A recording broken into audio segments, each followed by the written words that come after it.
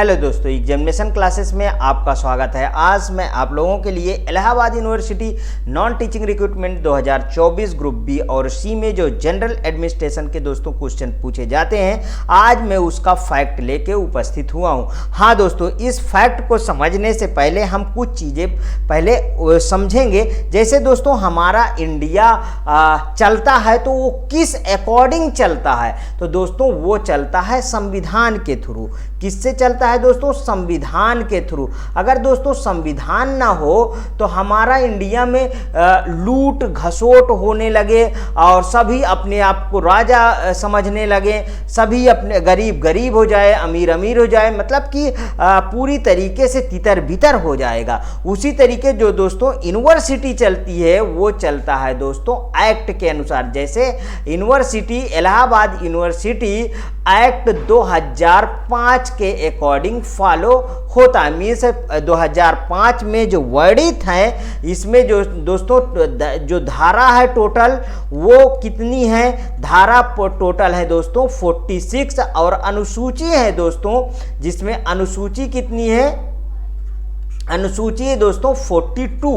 इनके अकॉर्डिंग पूरा का पूरा यूनिवर्सिटी चलता है। तो आप समझिए दोस्तों, देखिए हम अधिकारी को समझने से पहले और ऊपर के जो कुलाध्यक्ष वगैरह होते हैं उनको समझते। देखिए सबसे बड़ा होता है दोस्तों कुलाध्यक्ष, जिसे आप विजिटर कहते हैं। और कुलाध्यक्ष होता कौन है? राष्ट्रपति। मीन्स कि जो भारत का राष्ट्रपति होगा दोस्तों वो होगा विजिटर। तो प्रेजेंट टाइम में कौन विजिटर है? वो है दोस्तों द्रौपदी मुर्मू। ठीक है। और जो सेकेंड पोस्ट होती है दोस्तों चीफ रिएक्टर की, जिसे कुलाधिसचिव कहते हैं। उस स्टेट का, जिस स्टेट में यूनिवर्सिटी है उस स्टेट का राज्यपाल जो है वो कुलाधिसचिव होगा। तो प्रेजेंट टाइम में हमारे इलाहाबाद यूनिवर्सिटी के कुलाधिसचिव कौन है? तो आनंदीबेन पटेल है। ठीक दोस्तों, अगर इस समय आनंदीबेन पटेल जो है कुलाधिसचिव हैं, तो ये अब इनके द्वारा ये देखिए, अब हम लोग कुलाध्यक्ष और कुलाधिसचिव को समझ चुके हैं। तो अब विश्वविद्यालय के हम अधिकारियों को समझेंगे कि कौन कौन से होते हैं। तो इसमें दोस्तों सबसे पहला जो नंबर यहाँ पे देखिए मैं डाल रखा हूं, कुलाधिपति का होता है, जो धारा 13 में वर्णित है, जिसे आप चांसलर कहते हैं। जिसे क्या बोलेंगे? चांसलर। और इनकी नियुक्ति कैसे होती है दोस्तों? तो यहाँ पे देखिए कार्य परिषद द्वारा सिफारिश पे, यहाँ आगे लिख लीजिए 3। कार्य परिषद द्वारा सिफारिश पे मीन्स जो दोस्तों पैनल बनाया जाता है, वो पैनल से 3 मेंबर का दिया जाता है नाम। मान लीजिए ABC नाम दिया गया, तो उसको दोस्तों कुलाध्यक्ष, मीन्स कुलाध्यक्ष कौन हुए? जो राष्ट्रपति होंगे। मीन्स कि इस समय प्रेजेंट टाइम में द्रौपदी मुर्मू जी हैं। ठीक है, वो इसको दोस्तों डिसाइड करेंगी, वही इनकी नियुक्ति करेंगे। किनके? कुलाधिपति के। इनकी आयु कितनी होगी दोस्तों? 5 वर्ष होगी। ध्यान से समझिएगा। पुनर्नियुक्ति का पात्र नहीं होगा। मीन्स कि दोबारा एक बार बनने के बाद दोबारा नियुक्ति नहीं की जाएगी।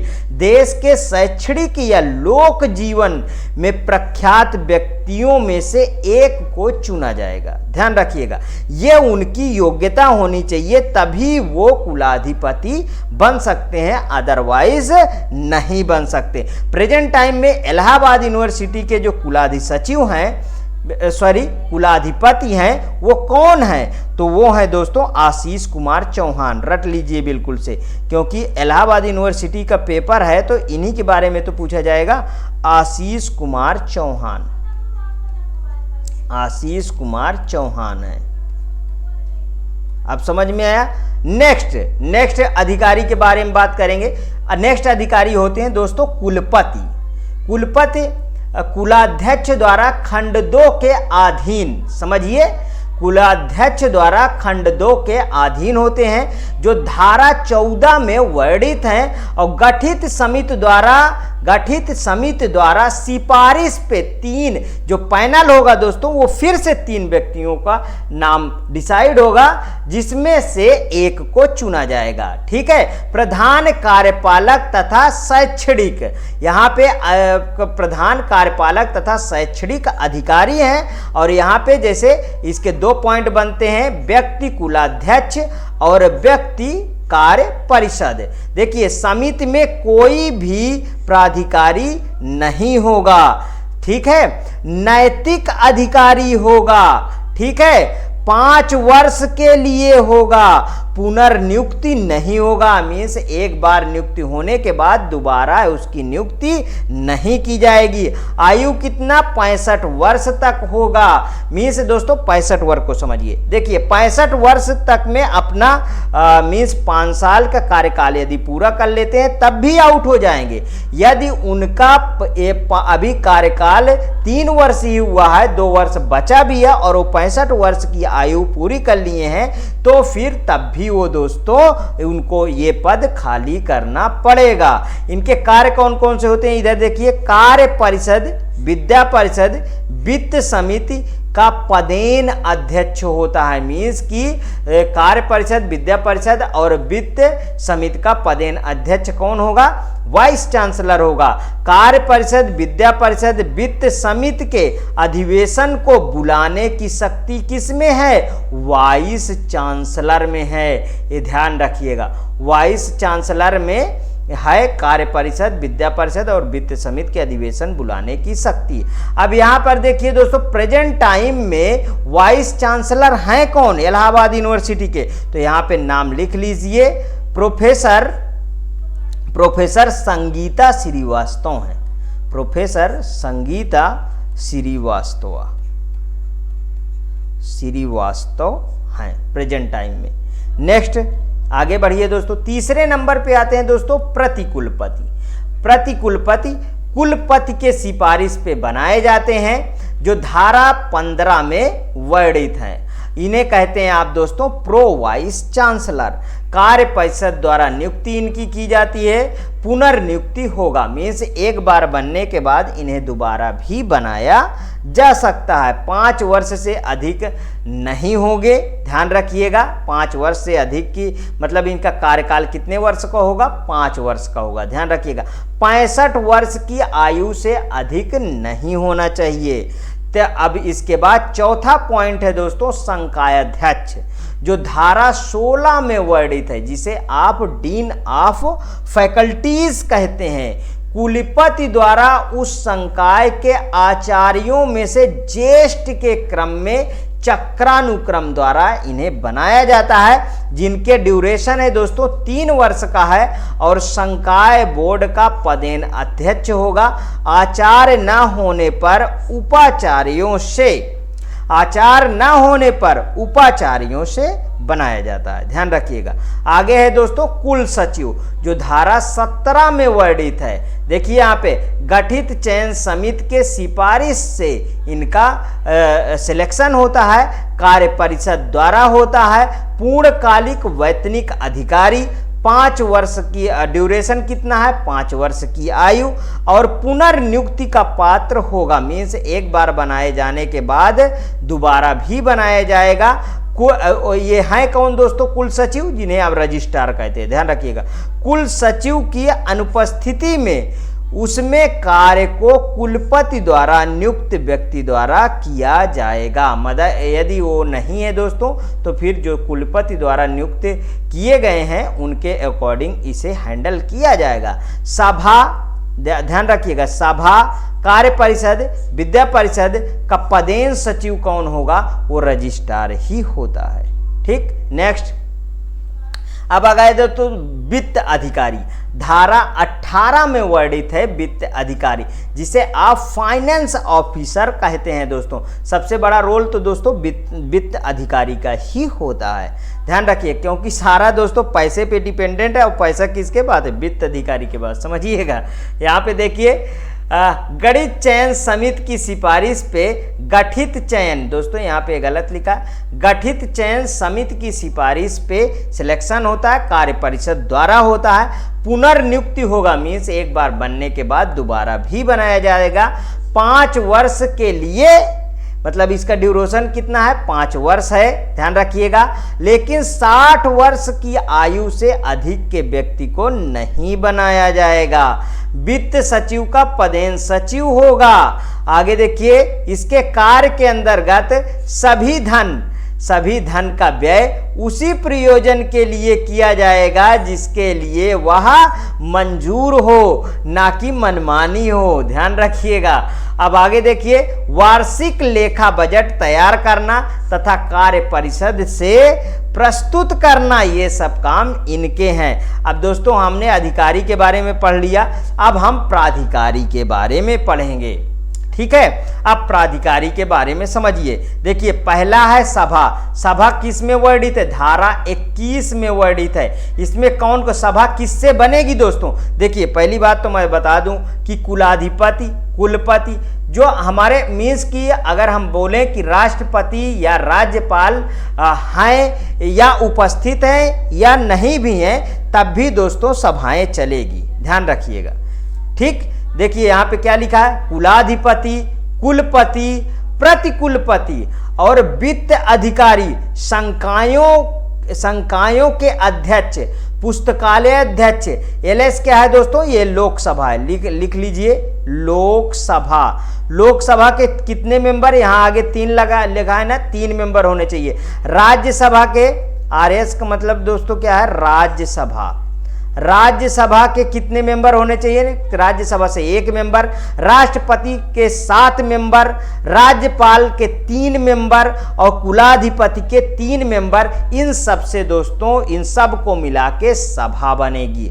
सभा के अधिवेशन के लिए गणपूर्ति सभा में 25 सदस्यों का होना अनिवार्य है। यदि 25 सदस्य नहीं होंगे तो फिर सभा नहीं होगी दोस्तों, ये ध्यान रखिएगा। सभा के विशेष अधिवेशन कार्य परिषद या कुलपति द्वारा, या कुलपति ना हो तो प्रतिकुलपति द्वारा, या यदि प्रतिकुलपति ना हो तो दोस्तों कुल सचिव द्वारा बुलाया जा सकेगा, ध्यान रखिएगा। सभा को देखो, इसीलिए दोस्तों 3-4 ऑप्शन दिया गया है, मीन्स कि सभा का अधिवेशन कार्य परिषद बुलाएगा या कुलपति द्वारा बुलाया जाएगा, कुलपति ना हो तो प्रतिकुलपति द्वारा बुलाया जाएगा, प्रतिकुलपति भी ना हो तो प्रतिकुलपति यदि ना हो तो फिर कुल सचिव द्वारा बुलाया जाएगा। नेक्स्ट दोस्तों, दूसरा क्या है प्राधिकारी में, अब देखिए दोस्तों, दूसरा है कार्य परिषद, जो धारा 22 में वर्णित है। ये कार्य परिषद कैसे बनेगा दोस्तों, किन किन को मिलकर बनेगा, समझिए। कुलपति होना चाहिए, प्रतिकुलपति होना चाहिए, ना हो तब भी काम चलेगा। मैंने अभी बताया 2 पोस्ट ऐसी हैं जो राष्ट्रपति और राज्यपाल, यदि हैं उपस्थित है तब तो ठीक है, यदि नहीं है तब भी सभाएं चलेगी, इसमें कोई मीन्स कार्य परिषद चलेगा, इसमें कोई दोरा नहीं दोस्तों, ठीक है। संकायाध्यक्ष से 3 मेंबर, कुलाध्यक्ष द्वारा 4 मेंबर, कुलाधि सचिव द्वारा 1 मेंबर और कुलाधिपति द्वारा 1 मेंबर एटीसी। गणपूर्ति में 7 सदस्य द्वारा होना चाहिए। अवधि इनके कितनी है दोस्तों, देखिए यहाँ पे लिखा है 2 वर्ष, यहाँ पे 2 वर्ष और 3 वर्ष, मीन्स दोनों हो सकते हैं। कार्य इनके क्या है, कार्य परिषद को विश्वविद्यालय के सदस्यों और संपत्ति के प्रबंध और प्रशासन के कार्य होंगे। अगला देखिए, शिक्षकों और अन्य शैक्षणिक कर्मचारी वृंद की संख्या और अहर्ताओं के संबंध में कोई कार्यवाही कार्य परिषद द्वारा या विद्या परिषद की सिफारिश पर विचार किए बिना नहीं की जाएगी। देखिए दोस्तों, जैसे अब रिक्रूटमेंट हो रहा है, इसकी आहारता क्या है तो दोस्तों यहीं से डिसाइड होता है, नहीं तो फिर आहारता कैसे डिसाइड होगी, ठीक है। इसलिए सबका दोस्तों कार्य अलग अलग बटा हुआ है। आगे देखिए, अध्यादेशों या परिनियमों के अनुसार कर्मचारियों में अनुशासन का विनियमन करना भी इन्हीं का काम है। तीसरा देखिए, विद्या परिषद का गठन में कौन कौन होंगे, ठीक है। विद्या परिषद कैसे बनता है, धारा 23 में वर्णित है, जिसमें कुलपति, प्रतिकुलपति, घटक संस्थानों के निदेशक होंगे, संकायों के अध्यक्ष ETC। अधिवेशन की गणपूर्ति 25 सदस्य होना अनिवार्य है दोस्तों। 3 वर्ष की सदस्यता, ध्यान रखिएगा, इसमें ड्यूरेशन कितना है, 3 वर्ष की सदस्य।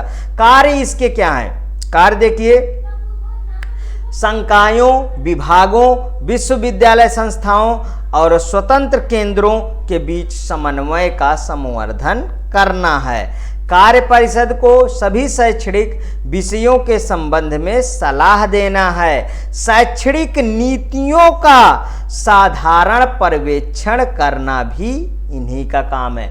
आगे देखिए दोस्तों, वित्त समिति कैसे बनेगी, जो धारा 24 में वर्णित है। इसमें कुलपति, प्रतिकुलपति, कार्य परिषद के 3 मेंबर, कुलाध्यक्ष के 3 मेंबर और गणपूर्ति 5 सदस्य, और सदस्यता अवधि कितने, मीन्स ड्यूरेशन 3 वर्ष।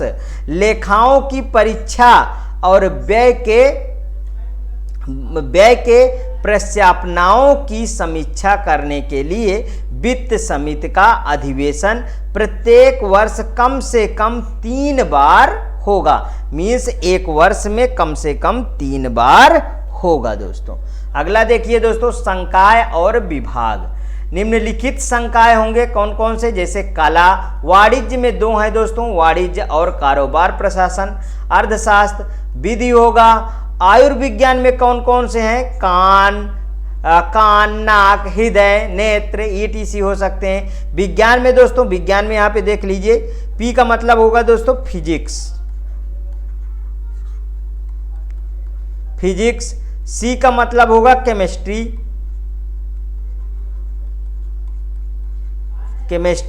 और बी का मतलब होगा दोस्तों बायोलॉजी। क्या होगा, बायोलॉजी, ठीक है। और यहां पे देखिए HS का मतलब होगा होम साइंस। क्या होगा दोस्तों, होम साइंस।